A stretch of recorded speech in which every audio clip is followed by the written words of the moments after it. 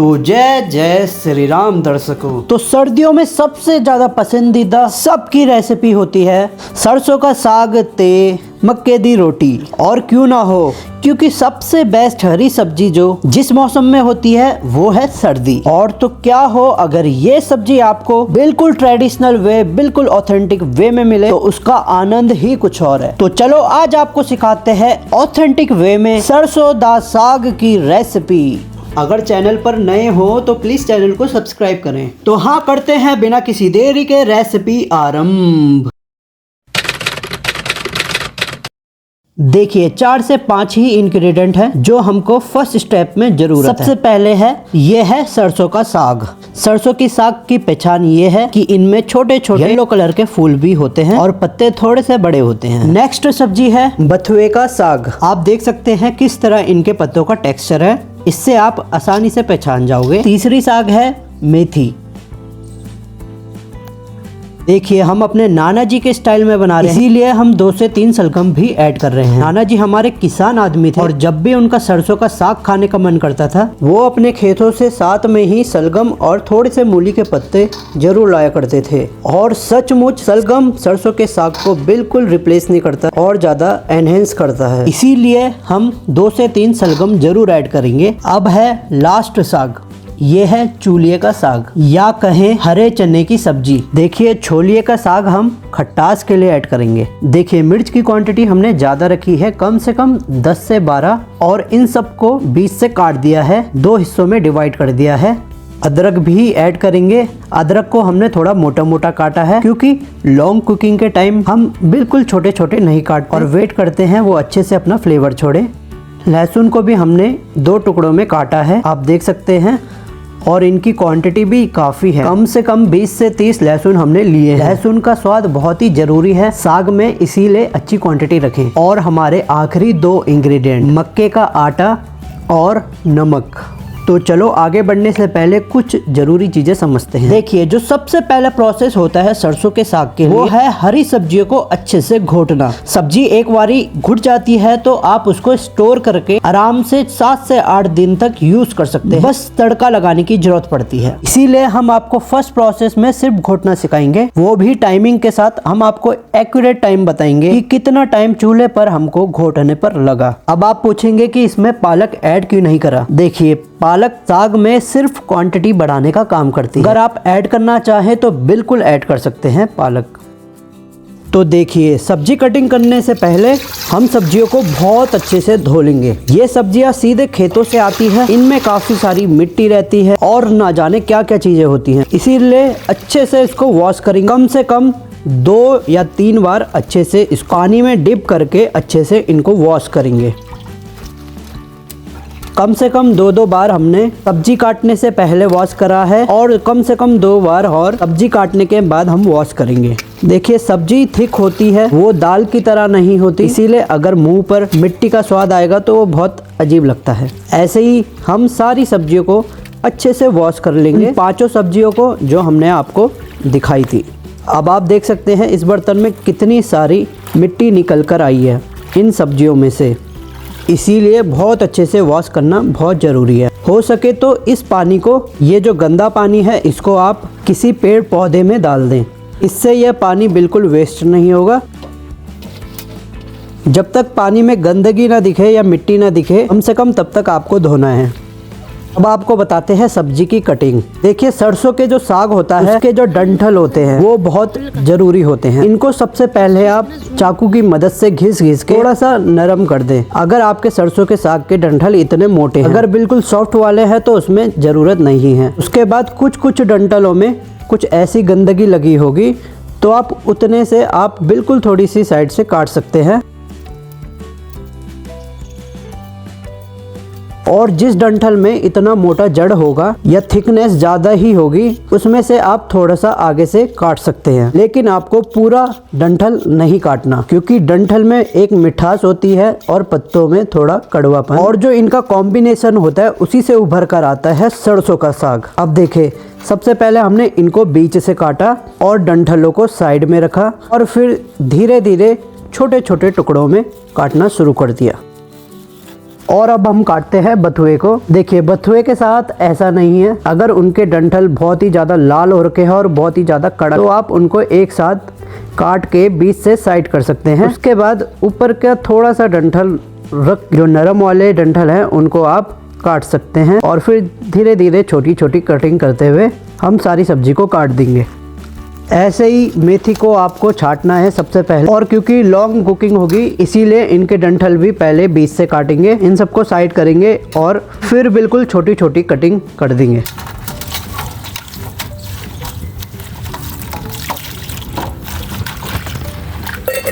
और देखिए छोलिया के साग को आपको डंठल के समेत नहीं काटना। जैसे मेथी या धनिया पत्ते को छांटते हैं वैसे आपको इनके पत्ते छांट लेने हैं सबसे पहले, जिस तरह हम छांट रहे हैं यहाँ पर, बस उतने ही हमको काटने हैं फिर। और अब हमारी आखिरी सब्जी सलगम। सलगम के सबसे पहले गांठ वाले हिस्से हम दोनों साइड से हटा देंगे। उसके बाद इन सबके जैसे सेब के टुकड़े करते हैं हम, वैसे ही हमको इनको काटना है कम से कम 7-8 टुकड़ों में। अब देखें सब सब्जियों की कटिंग हो चुकी है। अब हम 1 से 2 बारी वापस से वॉश करेंगे। देखिए यूँ तो साग प्रेशर कुकर या घर के गैस पर भी बन जाता है। अगर आपका मूड हो बिल्कुल ऑथेंटिक खाने का, तभी आप चूल्हे पर बनाएं, बहुत ही टेस्टी लगेगा आपको।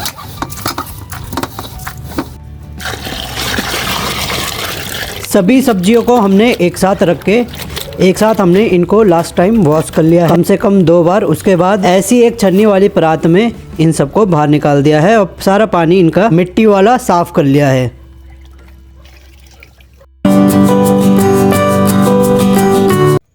देखिए चूल्हा हमने कुछ ऐसा बनाया है, तीनों तरफ से हमने ईंटें लगा दी हैं 2-2, और बीच में से हम लकड़ी से आग जलाएंगे और हमारा चूल्हे का सेटअप बनकर रेडी हो जाता है।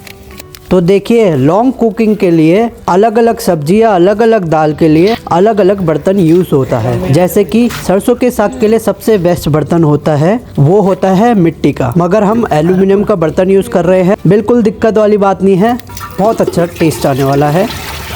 देखिए पानी हम उतना ही ऐड करेंगे कि जितने में दाल घुट जाए या कहीं गल जाए। अगर हम ज़्यादा डाल देंगे तो कहीं वो सरसों की दाल ना बन जाए। सबसे पहले पानी को थोड़ा गर्म होने देंगे, कम से कम 10 मिनट तक। जब पानी गर्म हो जाए उसके बाद हम सारी सब्जियां इस पानी के ऊपर हम ऐड कर देंगे। देखिए ये सब्जी कम से कम 2-2.5 किलो होगी और गलाने के लिए हमने कम से कम 1.5 लीटर या 2 लीटर पानी हमने ऐड करा है। अब हम वेट करेंगे जब तक सब्जी थोड़ी गर्म ना हो जाए और सब्जी थोड़ा नीचे बैठने ना लग जाए। कम से कम 5 मिनट बाद हम ऐड करेंगे सलगम। सारे सलगम हम एक साथ ऐड कर देंगे। अभी आपको ये बड़े बड़े पीस लग रहे हैं, मगर जब ये घुट जाएंगे आपको एक भी पीस सलगम का नज़र नहीं आने वाला। इसी के साथ साथ हम ऐड करेंगे मिर्चें, तुरंत ही ऐड करेंगे लहसुन और अदरक।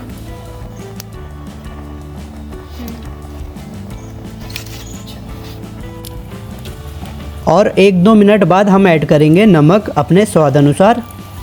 अब हम आपको दिखाते हैं टाइम कि कितने बजे हमने चूल्हे में सब चीज़ें ऐड करके घुटने के लिए रखा है। टाइम देख सकते हैं 16:45 हो रहे हैं, जिसका मतलब 4:45 हो रहा है। अब हम दिखाते हैं कितनी देर में ये घुटकर रेडी होगा। अब हम कम से कम 1 घंटे के लिए आधा ढक्कन लगाकर इसको ऐसे ही छोड़ देंगे और बीच बीच में आग का ख्याल रखेंगे कि आग अच्छे से जल रही है या नहीं जल रही। तो देखें 1 घंटे बाद हम ढक्कन खोल रहे हैं इसका, और यहाँ सब्जी थोड़ी थोड़ी गल चुकी हैं। तो हम हेल्प लेंगे ऐसी मेथानी का, जिससे हम छाछ को फेंटते हैं कड़ी बनाते हुए। ये आपकी बहुत हेल्प करेगा घोटने के लिए, ये आपको साथ में जरूर रखें। और एक बात का खास ख्याल रखें कि जब भी आप इसके ऊपर का बर्तन जैसे कि परात या प्लेट जो आप इसके ऊपर रखेंगे उसको आपको कपड़े से ही हटाना है, क्योंकि वो बहुत ही ज्यादा गर्म होता है, कहीं आपका हाथ ना जल जाए। देखिए अभी तो हम इसको हल्का हल्का घोट रहे हैं, मगर थोड़ी देर बाद कम से कम आधे घंटे और बाद हम इसको अच्छे से घोटेंगे। एक कपड़ा आप जरूर रखे साथ में, कहीं इसको घोटते वक्त आप बर्तन को पलटा ना दो। जैसे हमने कपड़ा रखा है उसके बाद ही हम थोड़ा प्रेशर लगा रहे हैं, वैसे ही आप कपड़ा जरूर रखें साथ में। अब हम वापस से आधे घंटे के लिए आधा ढक्कन लगाकर को छोड़ देते हैं थोड़ा सा घोट कर। अब देखें 1.5 घंटा हो चुका है। इसको हमको पकाते पकाते अब हमको थोड़ी सी मेहनत करनी है, मतलब इसको बहुत अच्छे से इसको घोटना है। ये मैथानी से आपको बहुत ज़्यादा हेल्प होगी सब्जी को घोटने में। अगर आपको कहीं लगे कि पानी बहुत ज़्यादा कम हो रहा है या सब्जी नीचे से चिपकने वाली है, जलने वाली है, तो उसके लिए आप गर्म पानी ही ऐड करें उसके ऊपर। ठंडा पानी बिल्कुल भी ऐड ना करें, या फिर नॉर्मल पानी भी आपको ऐड नहीं करना, सिर्फ गर्म पानी। देखें आसपास हमारे अंधेरा हो चुका है, सर्दियों का टाइम है, इस वजह से आपको थोड़ा क्लियर नहीं दिख रहा होगा, उसके लिए हम माफ़ी चाहते हैं। देखें 1.5 घंटे से ऊपर हो चुका है। इसका थोड़ा टेक्सचर दिखाते हैं आपको इस वक्त ये कैसा होगा।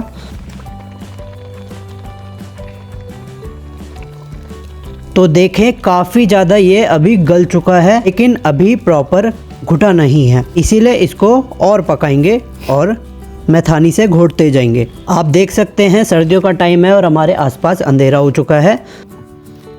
अब देखें इसको कम से कम 2 घंटे हो चुके हैं घोटते घोटते। अब जब आपका टेक्सचर साग का कुछ ऐसा हो जाए, बिल्कुल अच्छे से गला हुआ, आप देख सकते हैं हमने प्लेट में निकाला है और हर एक सब्जी अच्छे से गल चुकी है। इसका रस कैसे अपने आप छूट रहा है। अब इस स्टेज पर आकर आपको ऐड करना है मक्के का आटा।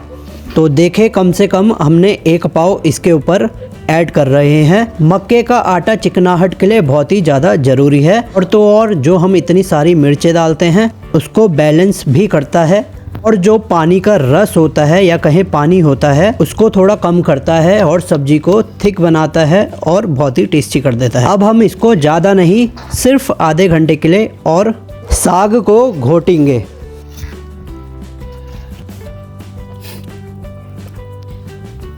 अगर अब आपको क्लियर दिख रहा है तो आप देख सकते हैं कि हमारी साग अच्छे से घुट चुकी है ऑलमोस्ट। अब एक भी सलगम या एक भी मिर्च आपको इसमें नहीं दिखेगी। ये इसकी पहचान है कि ये अच्छे से घुट चुका है। यहाँ पर अंधेरा और धुआं इसमें ज़्यादा है, इस वजह से आपको थोड़ा क्लियर नहीं दिख रहा, मगर थोड़ी देर में आपको क्लियर दिखाता हूँ नीचे जाकर। अभी हम इसको छत पर घोट रहे हैं, घर पर लाइट दिखाकर आपको अच्छे से दिखाऊंगा।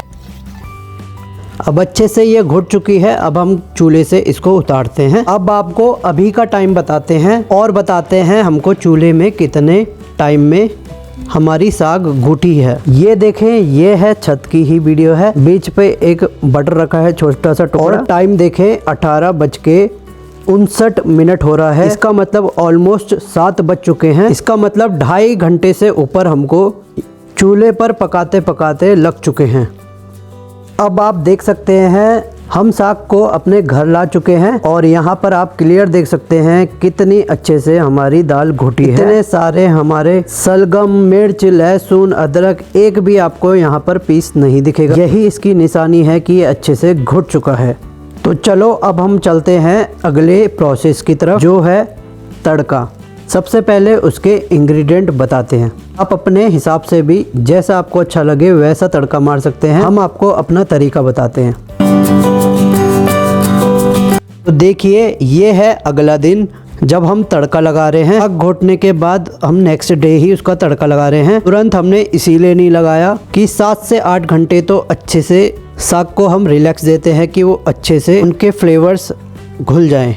प्याज हमने बिल्कुल बारीक काट ली है। टमाटर की इसमें बिल्कुल ज़रूरत नहीं है, अगर आपकी इच्छा है तो आप ऐड कर सकते हैं। घी जरूर रखेंगे, हम इस चीज़ का ख्याल रखेंगे। मसाले में सिर्फ 2 चीज़ों की ज़रूरत है, एक है हल्दी और दूसरा नमक।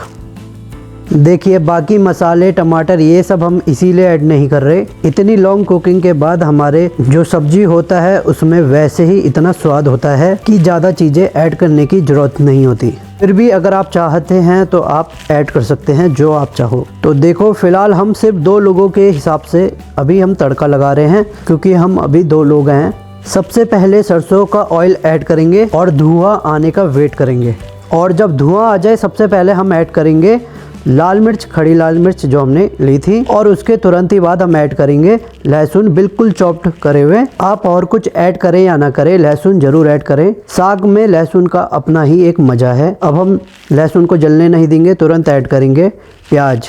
प्याज को हल्का गोल्डन ब्राउन करेंगे, बहुत ज़्यादा हमको इसको पकाना नहीं है। और जब गोल्डन ब्राउन की स्टेज आ जाए तब आप ऐड करेंगे सरसों का साग। देखिए सब्जी में हमारे नमक इनफ था, इसीलिए हमने ऐड नहीं करा। अगर आपको लगे कि नमक कम है तो आप ऐड कर सकते हैं और ज़्यादा। It's all about you. और जब सरसों का साग थोड़ा सा गर्म हो जाए, ऐड करेंगे बिल्कुल 1 पिंच हल्दी। और अब क्या, फटाफट से हल्दी को भी मिक्स करेंगे। और अब हमारा आखिरी इंग्रेडिएंट, जिसके बिना सरसों का साग अधूरा है, ऐड करेंगे घी, ढेर सारा। देखिए तड़का लगाते वक्त हम पानी को बिल्कुल ऐड नहीं करेंगे, क्योंकि सरसों के साग को सब्जी की तरह खाने में ही मज़ा है, ना कि दाल की तरह। और अब थोड़ा सा और गरम करेंगे और हमारा सरसों दा साग बनकर बिल्कुल रेडी है। फिर हम करते हैं सर्व।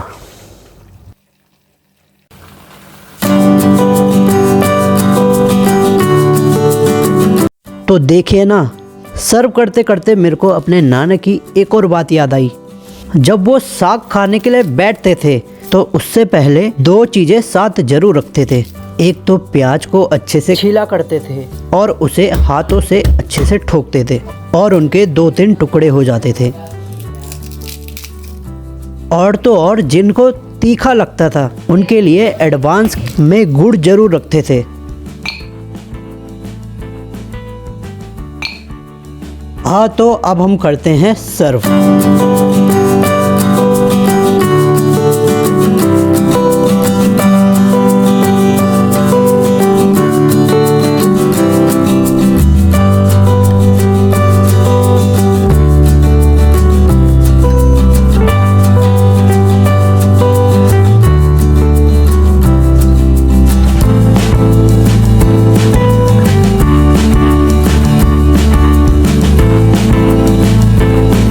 प्यारे दर्शकों, अगर इस रेसिपी से आपको हुई थोड़ी भी हेल्प या एंटरटेनमेंट, करना चैनल को लाइक और सब्सक्राइब।